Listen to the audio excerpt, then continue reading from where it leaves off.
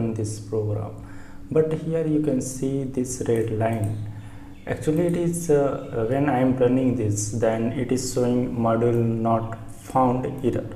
Okay, so this error is coming, so I am just going to tell you one of the reason. Maybe it may be helpful for you to solve this. If you check here, just check your Python version and pip version. Okay, so first I am going to check my pip version, which is in my machine. Okay, so it is using Python 3.9. this pip version using Python 3.9. okay, now if I check the Python version, then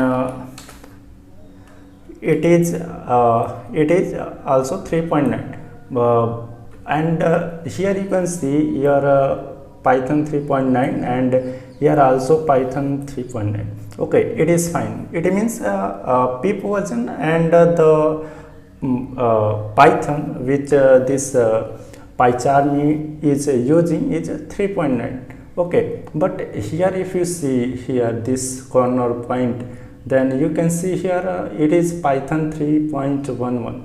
okay, so if you click here, then you can see here I have 3.1 and 3.9. just click at 3.9. okay, now you can see it is updating the whatever the modules in that. okay, just wait.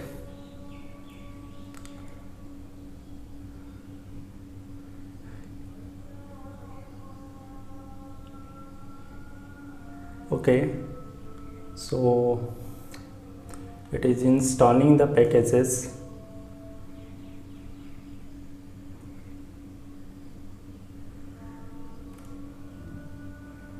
Now it has become Python 3.9, and here our pip version Python version is 3.9 and also here 3.9.